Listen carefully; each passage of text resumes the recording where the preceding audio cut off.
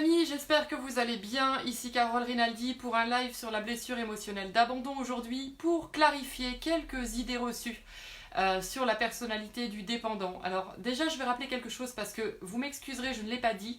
Je l'ai publié uniquement sur Facebook. En fait, on a publié le prochain séminaire sur la blessure émotionnelle d'abandon. J'ai appris ce matin que la moitié de la salle est remplie, donc la moitié des places sont parties et j'en avais pas encore parlé en vidéo. Donc voilà, ce sera fait sur la blessure émotionnelle d'abandon. Si ça vous intéresse, je vous remettrai le lien. Si vous êtes sur Facebook, ce sera en haut de la vidéo. Si vous êtes sur YouTube, ce sera dans la barre d'infos. Donc justement, le fait que j'ai discuté de ce séminaire avec des personnes autour de moi me fait faire la vidéo d'aujourd'hui sur quelques idées reçues concernant les personnes qui ont la blessure émotionnelle d'abandon. Alors c'était très intéressant quand j'ai présenté l'événement à des personnes qui m'entourent et de voir les réactions.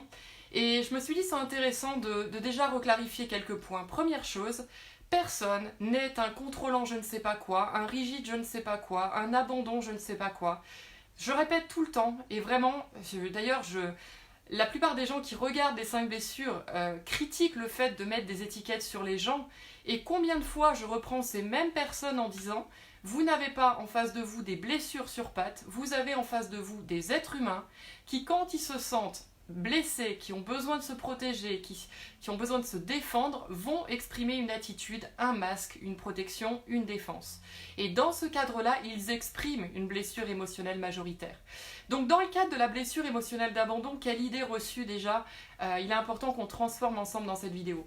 La première, c'est que vous n'avez pas des gens qui passent leur temps à se victimiser. Même si la personne est catégorisée et représentée par la blessure émotionnelle majoritaire d'abandon, c'est-à-dire qu'elle exprime ça quand elle a besoin d'attirer de l'attention, quand elle a besoin de nourrir ce qui est important pour elle, ça ne veut pas dire qu'elle est à 100% une personne qui se victimise. Ça veut dire que c'est une personne qui va mettre beaucoup son focus sur là où elle est impuissante, c'est un fait, mais ça ne fait pas d'elle une personne qui n'a pas de ressources et qui ne prend jamais sa responsabilité.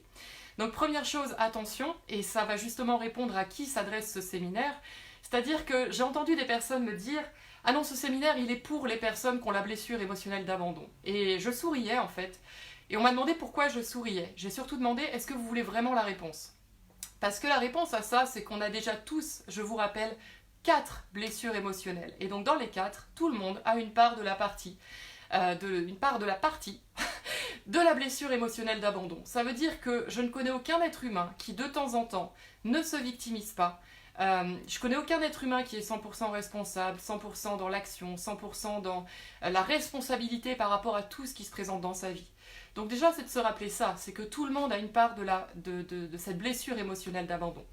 À qui s'adresse également cet événement? Quand on m'a dit qu'il n'y aura que des personnes qui ont la blessure émotionnelle d'abandon, déjà la blessure émotionnelle d'abandon, c'est une blessure majoritaire qui s'exprime avec les personnes du sexe opposé, mais il n'y a pas que des personnes du sexe opposé sur cette terre, il y a aussi des personnes du même sexe. Donc ce qui veut dire que vous pouvez avoir une blessure d'abandon en majoritaire avec les hommes ou avec les femmes suivant le sexe que vous avez, puisque c'est une blessure avec le sexe opposé, et avoir aussi une autre blessure majoritaire avec les personnes du même sexe. Donc 2 personnes qui ont la blessure émotionnelle d'abandon, ça ne donne pas les mêmes profils en fonction de si vous avez par exemple une personne qui a l'abandon majoritaire avec les hommes et puis l'injustice majoritaire avec les femmes ou le rejet majoritaire avec les femmes. Il n'y a pas une seule en fait, c'est tellement riche le monde des blessures émotionnelles que ça me fait sourire quand j'entends en fait l'événement c'est fait pour des gens qui se plaignent tout le temps, c'est fait pour des gens qui ont des problèmes. Non, en fait mes clients c'est des gens normaux, c'est des gens qui vont très bien, c'est des gens qui ont toute leur tête, qui sont sains d'esprit, c'est juste en fait des gens qui parfois rencontrent des difficultés réactionnelles ou qui veulent apprendre à mieux gérer leurs émotions ou qui veulent apprendre à mieux se comprendre, à voir la richesse avec laquelle ils sont constitués pour justement se servir de ce qui arrive dans leur vie pour nourrir plus de richesse, plus de présence pour eux-mêmes. Voilà qui sont mes clients. Donc, je vais finir cette vidéo en rappelant, je m'excuse de ne pas l'avoir dit plus tôt, effectivement la moitié des places sont parties pour le séminaire sur la blessure émotionnelle d'abandon, je remettrai le lien. Voilà, il reste à peu près, il doit rester 14 ou 15 places, je crois. Oui, ce sera limité à 30 personnes, parce que je veux me consacrer à chaque personne qui sera présente. Les idées reçues, c'est quoi? C'est que vous n'êtes pas vos blessures émotionnelles, vous êtes un être humain qui exprime des blessures émotionnelles. Deuxième chose, être blessure d'abandon, ça ne veut rien dire. Comme je l'ai dit, vous n'êtes pas une blessure, et surtout, vous n'avez pas cette blessure-là qu'en majoritaire. C'est-à-dire qu'il peut y avoir des combinaisons, et c'est possible qu'à certains moments de votre vie, dans un certain contexte et avec un certain degré, vous exprimiez la blessure de trahison, Mais voilà, c'est pas comme on s'amuse à le faire à la Fuerte Immersion, voilà, bonjour Carole, je suis dépendante majoritaire. Non, non, non, t'es aussi très responsable dans certains contextes de ta vie, t'es aussi très indépendante, c'est juste de t'aider à reconnaître que ça existe et t'aider à assumer de le développer et que ton inconscient y voit du bénéfice, c'est surtout ça. La troisième chose, c'est que justement, l'événement ne s'adresse pas qu'à des gens qui ont la blessure d'abandon majoritaire. L'événement s'adresse, et surtout, j'ai envie de dire, à ceux qui se disent « Non, non, moi j'ai pas la blessure émotionnelle d'abandon », vous pourriez avoir des surprises, et à ceux qui ont des jugements, justement, sur ces personnes-là. Je me rappelle toujours à la Fuerte Immersion, la femme qui était venue en me disant « Moi j'ai tout sauf le contrôlant majoritaire ». Je l'ai regardé, j'ai avalé ma salive et je me suis dit à quel moment je vais lui dire. Parce que c'était un peu la blessure majoritaire, mais pourquoi elle ne la voyait pas ? Parce qu'elle avait du jugement justement sur cette partie-là. C'est pas pour rien qu'elle arrivait en me disant « moi j'ai pas ça ». C'est justement que ça la concernait et que c'était très chargé émotionnellement. Donc, sans vouloir viser personne, les profils qui se sentent concernés par le contrôlant majoritaire et l'injustice majoritaire, qui aiment beaucoup la démonstration de force, qui aiment beaucoup la maîtrise, qui aiment beaucoup la perfection, il y a des chances, tout petit peu, il y a un petit peu des chances que les personnes qui sont concernées par la blessure émotionnelle d'abandon expriment certains états d'être qui vous challengent et que vous les amplifiez parce que vous, ça vous dérange personnellement et que vous vous détestez si vous vous surprenez à exprimer la même chose. Donc voilà ce que j'avais à dire. C'est vraiment une idée reçue qui montre aujourd'hui comment la société est construite avec les blessures émotionnelles, qu'il vaut mieux être blessure de trahison ou blessure d'injustice. Moi, ça me fait marrer. Allez parler avec les personnes qui ont la blessure de trahison majoritaire et d'injustice, voir les challenges qui s'attirent. Peut-être qu'un temps, à court terme, c'est plus valorisé par la société d'être dans la démonstration de force et dans la maîtrise, mais quand c'est motivé, comme pour les autres blessures, par peur, honte, culpabilité, ben ça donne tôt ou tard un résultat qui n'est pas très enviable. Donc voilà ce que j'avais à dire dans cette vidéo, surtout pour rassurer les personnes qui se sentent concernées par la blessure émotionnelle d'abandon. Tous les êtres humains ont cette blessure-là en eux, à différents degrés, dans un certain contexte. Moi, c'est pas parce que j'exprime la blessure de trahison majoritaire que je n'ai pas la blessure d'abandon. Il faut que vous voyez comment les animaux se comportent avec moi, quand même, c'est fabuleux à voir.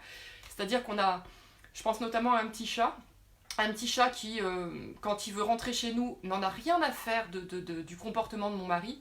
Par contre, quand c'est moi qui suis dans la maison et qu'il arrive à l'extérieur et qu'il me voit, il attend une chose, c'est de me regarder intensément dans les yeux et de me faire ça.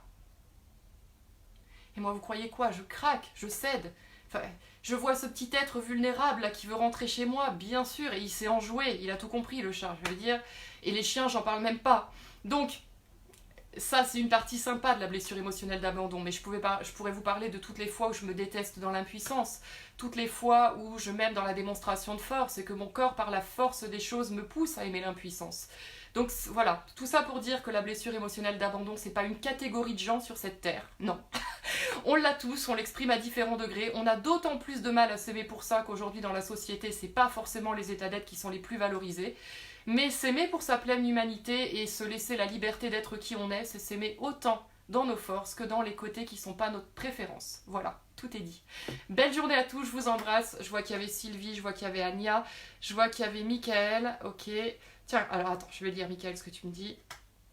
Merci pour cette mise au point, on en parlait à midi avec les filles et justement je me posais cette question, tu tombes à pic. Bon bah en tout cas c'est ma vision des choses sur les personnes qui ont la blessure émotionnelle d'abandon et on peut le rapprocher à la blessure d'humiliation aussi. Hein. On a tendance à se sentir supérieur à ces personnes-là en disant eux ils sont comme ça, non non, allez voir en quoi ça parle de vous et justement si vous avez de la charge émotionnelle là-dessus, voilà, tirez-en les conclusions en conséquence on va dire. Voilà, salut Valérie aussi, je vous embrasse, je vous souhaite une excellente journée, partagez cette vidéo si elle vous a plu, en tout cas c'est un message qui me tient à cœur, parce que s'il vous plaît, mon approche, ce n'est pas de catégoriser des gens, mon approche, c'est de comprendre les êtres humains et d'étudier leur système de défense, c'est pas la même chose, bye bye.